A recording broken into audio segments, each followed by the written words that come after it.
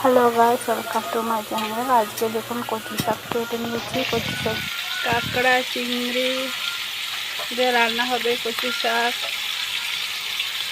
বড় বড় চিংড়ি আছে।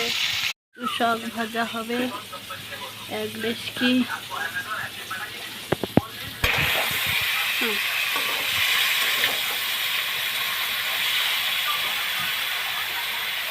অল্প অল্প করে এখন দিয়ে দেবো শাক, কচু শাক।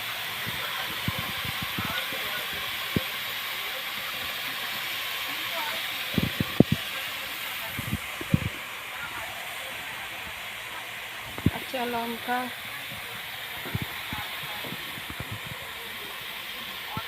একটু কচু শাকগুলো কমে যাবে তখন হলদি লবণ দিয়ে দেবো। হলদি দিয়ে দিলাম।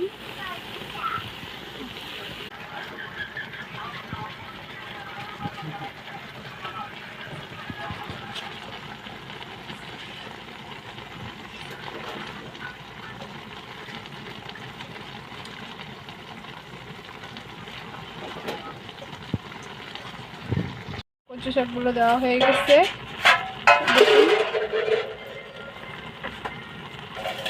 ফুল ভাজা হবে, আস্তে আস্তে নাড়াবো।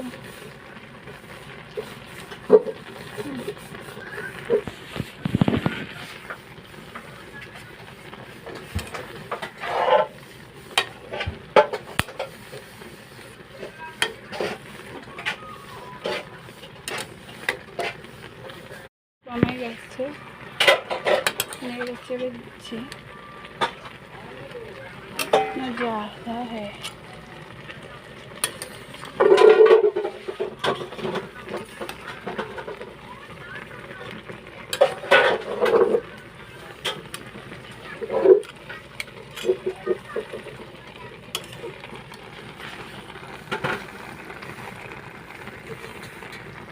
एकदम कमे गए।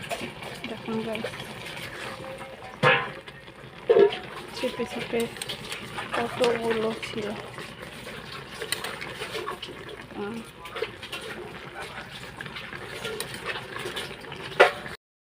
এখন দেখুন লবণ দিয়ে দিয়েছি। একটু কমে গেলে লবণ দিলে কী হয়, লবণের স্বাদ অনুসারটা বোঝা যায় ভালো করে।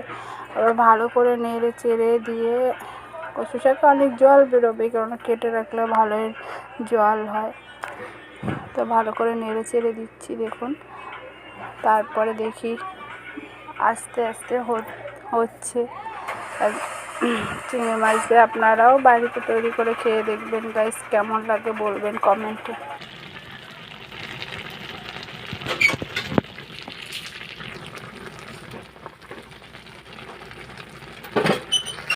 ওটে এখনো কত জল বেরিয়েছে গাইস, কখন হবে ভাজা ভালো করে।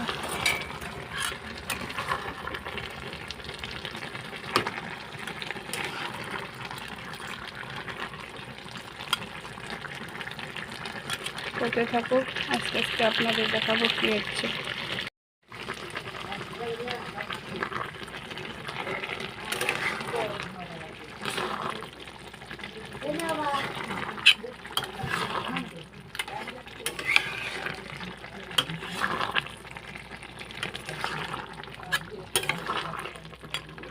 কমে গেছে একটু।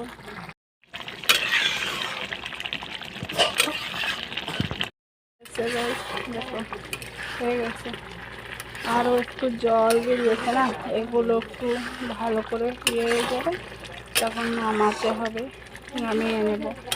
এরকম কচু শাক ভাজা করতে একটু বেশি টাইম লাগে, অনেক জল বেরোয়।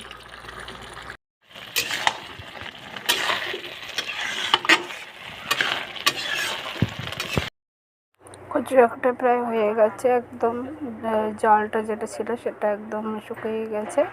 একটু পরে নামিয়ে নিচ্ছি। দেখুন গাইস, নামিয়ে নেব কিছুক্ষণ পরে। ভালো করে একটু নেড়ে দিচ্ছি যাতে ভালো করে হয়ে যায়। তো কচু শাকটা খুবই মিষ্টি ছিল খেতে, আমি খেয়ে দেখেছি, ভালো। আপনারাও বানিয়ে খাবেন। হয়ে গেছে, এবার নামিয়ে নেব।